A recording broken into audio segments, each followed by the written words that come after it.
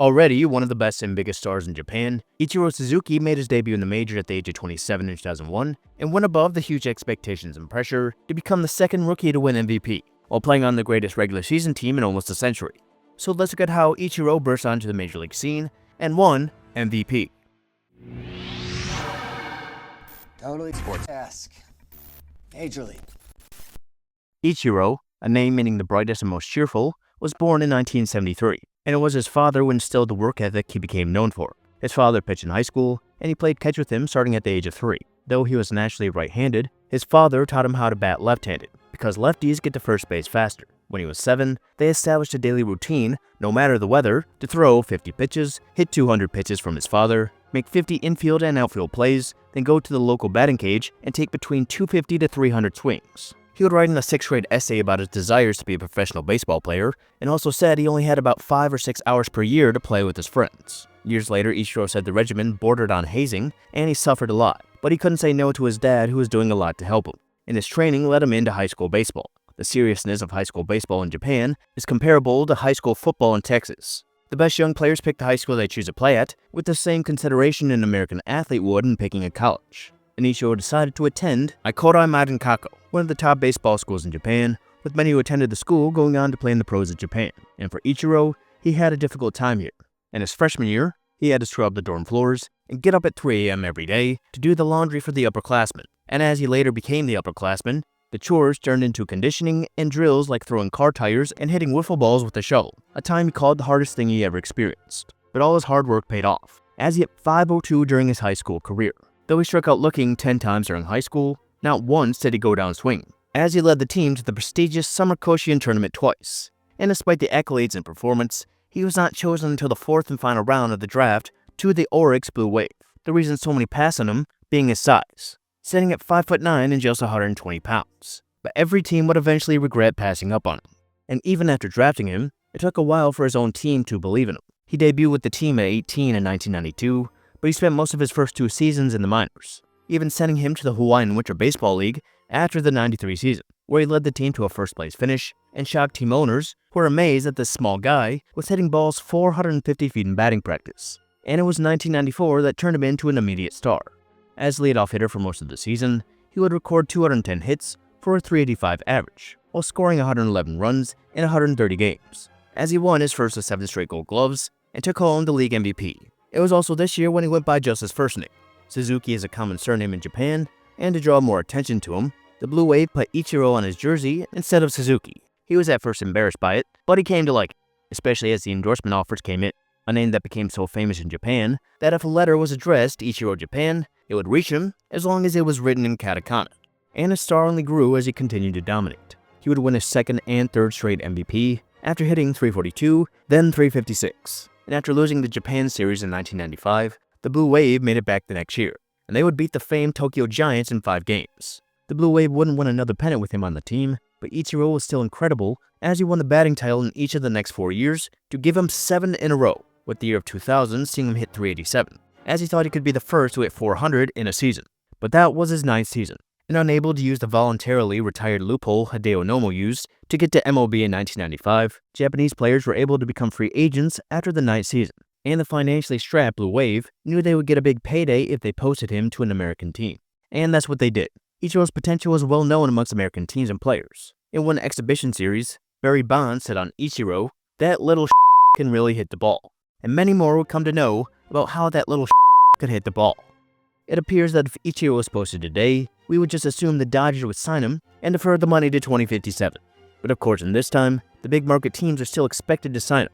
But one team had a particular advantage in the Seattle Mariners. The Seattle Mariners! The advantage lied in Jim Colbert, who was the Pacific Rim scouting coordinator for the Mariners, and he had been the pitching coach of the Blue Wave in the early 90s.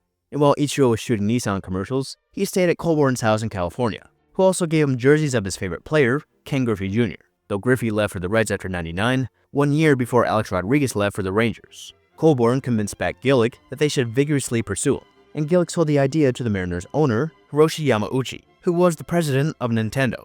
He ended up wanting Ichiro so bad that he added a few $1 million of his own money to the bid, and it worked, as he would sign a 3-year, $14 million contract with the Mariners. After recording 1,278 hits with a .353 average, winning 7 batting titles and 7 gold gloves in Japan, he was heading to Seattle. And another big reason a small market team was able to sign him was many MLB teams still did not believe in him, mainly because of his small size. But again, they would all come to regret that.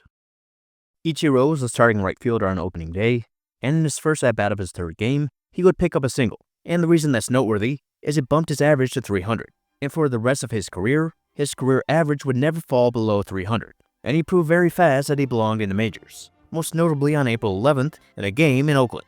In the top of the 8th, Ichiro hit a single that sparked a 3-run rally to break a scoreless tie. Then in the bottom half, with a runner on first, a ball was hit to him in right. Ichiro picked it up, and he threw what was described as a laser beam strike to get Terrence Long at third, a play now referred to as simply the throw. And despite a play like that, in his first month seeing him hit .336 and winning Rookie of the Month, there were still doubts amongst teammates that he belonged in the majors, and so he had to just keep doing what he was doing. And he did. He won Rookie of the Month again in May, after hitting .379 in 27 games. And at the All-Star break, he was hitting .345 with an .848 OPS with 41 RBIs and 28 stolen bases. And with MLB's decision to allow All-Star voting in Japan, he became the first rookie to lead the league in All-Star votes. Not surprising when Ichiro became an absolute sensation in the US and Japan at that point. Fans from Japan were taking $2,000 baseball tours, flying all the way over just to watch him play, as more than 150 Japanese reporters and photographers were given media access. And the Mariners were taking full advantage of the incredible investment, even selling Ichiros, a spicy tuna roll served with wasabi and ginger. And in the All-Star game, he was the leadoff hitter for the American League, and he would lead off with an infield single against Randy Johnson. Ichiro was given number 51 for no particular reason, and he was initially worried about taking Johnson's number from when he played in Seattle, so much so that he wrote a personal letter to Johnson promising not to bring shame to the uniform. And well, it would be Ichiro's number 51 that would be retired by the Mariners. And that number led the fans calling right field at Safeco Park Area 51. And aside from just watching Ichiro play, many came out to Safeco to watch one of the greatest teams of all time play. At the All-Star break, the Mariners were 63-24 and led the AL West by 19 games, with Brett Boone, John Olerud, and Edgar Martinez in the starting All-Star lineup with him. And it kept getting better for Ichiro and the whole team. Ichiro again took home Rookie of the Month in August after hitting .429 in 28 games. Just 2 games that whole month where he did not get a hit, recording his third 20-plus game hit streak that year. Meanwhile, the team finished that month at 96-39, as Ichiro closed in on many rookie records, while the team closed in on the wins record, set by the 1906 Cubs at 116. And Ichiro would make history on September 22nd by breaking Lloyd Wayner's rookie record that was set in 1927, with hit number 224, needing 3 less games than Wayner to accomplish the feat. He did this in the midst of the Mariners' longest losing streak of the year, which was a whopping 4 games, and they would finish the month with 111 wins, as Ichiro would win his 4th Rookie of the Month, hitting .337 in September.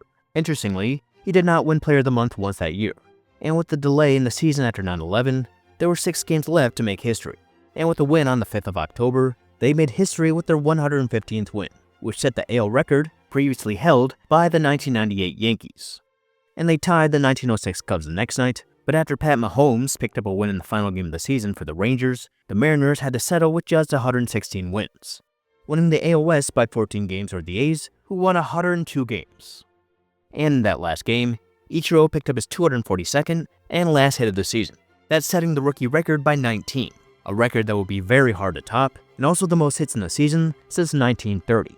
And only one more season since has seen a player hit more than 242, that being in 2004, when Ichiro passed himself and everyone before him with 262 hits. But in 2001, his 242 hits were more than anyone that year, while he also led in plate appearances and at-bats, along with average at 350 and stolen bases at 56, the first to do so since Jackie Robinson in 1949.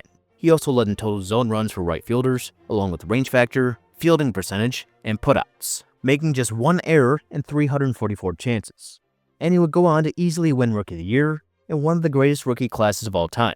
CeCe Sabathia was the only other rookie in the AL to receive a first-place vote, while the NL saw Albert Pujols put up a historic rookie season, with a class including Alfonso Soriano, Roy Oswalt, Jimmy Rollins, Adam Dunn, Michael Young, and David Eckstein, to go with the 3 first-ballot Hall of Famers already mentioned.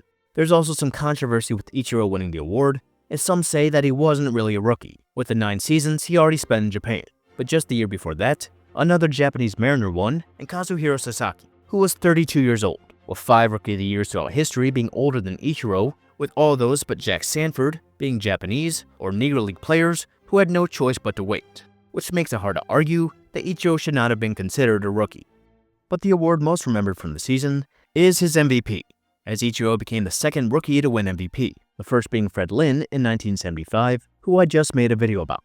You can make a real case here for Jason Giambi, along with Ichiro's teammate Brett Boone, who both beat him in WAR. Giambi's real case being his power numbers, as he led in on base, slug, and OPS, along with doubles, while still hitting .342.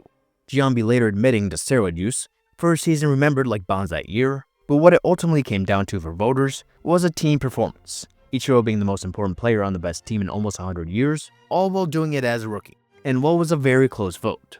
Ichiro also having the incredible defense that gave him a Gold Glove, as he became the first rookie to start the All-Star Game, win Rookie of the Year, win MVP, a Gold Glove, and a Silver Slugger in the same season. So it was a pretty good year, and him and the Mariners could only hope it got better with their ultimate goal. And their opponent in the ALDS was the Cleveland Indians, who were hoping to get back after falling short in 95 and 97. And despite Ichiro hitting .546 through the first 3 games, the Mariners were down 2-1 after losing 17-2 in Game 3. But Ichiro picked up 6 hits over the next 2 games, and with gems pitched by Freddie Garcia and Jamie Moyer, the Mariners were able to come back and win the series. And no matter how many games they won, the last team they wanted to play in the ALCS was the Yankees. They had won the last 3 World Series and 4 of the last 5, and they appeared as a team of destiny with the recent events. And Joe Torre told his pitchers to focus on Ichiro because he felt the offense ran through him. Ichiro did not agree with that, but it worked. After getting just 1 hit in each of the first 2 games, the Mariners lost the first 2 games at home. Lou Piniella guaranteed they would make it back home, but they did not, as after a dominating win in Game 3, the Mariners lost the next 2 as the Yankees won their 4th straight pennant. The Yankees pitching holding Ichiro to just a .222 average as the greatest AL regular season team, along with perhaps the greatest rookie season ever, ended in the ALCS. Ichiro played in Seattle until 2012, and 2001 would be his only playoff appearance with the team. After recording his 3,000 hit with the Marlins, he would end his career back in Seattle, in an MLB career that saw him record 3,089 hits and hit .311 over 2,653 games, while recording a WAR of 60, making 10 All-Star games, along with winning 10 Gold Gloves, 3 Silver Sluggers, 2 batting titles, including his 2004 season, where he would hit .372, and setting the MLB hits record, recording 20 more hits than his rookie season that gave him his only MVP. And if you include his career in Japan, then he had a 28-year pro career, 1 year longer than Cap Anson and Nolan Ryan. And if you include his numbers in Japan, then that gave him a total of 4,367 hits, which would give him 111 more hits than Pete Rose, along with a casual 17 Gold Gloves and 9 batting titles. Which goes back to those who wouldn't consider him a rookie for his prior experience, as if you don't consider 2001 to be his real rookie season, then I guess you would consider him to be the hit king by adding in his stats from Japan. Both of those not really true. But going into 2001, even after the insane numbers he put up in Japan, Ichiro had many doubters because of his size and his unorthodox style, as was also the case when he came up in Japan. But in both cases, he quickly proved the doubters wrong and made every team regret not pursuing him. He was a throwback player, one reminiscent from the dead ball era, whose goal was to just hit the ball where they are not, and he did that very well.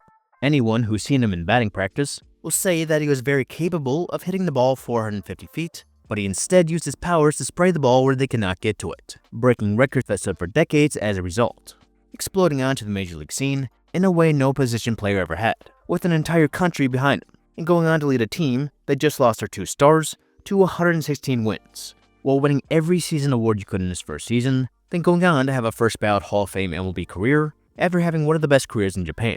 As amidst pressure from critics and fans alike, Ichiro Suzuki went on to become an MLB legend after just 1 season. And you can watch my video about how Fred Lynn became the first rookie MVP.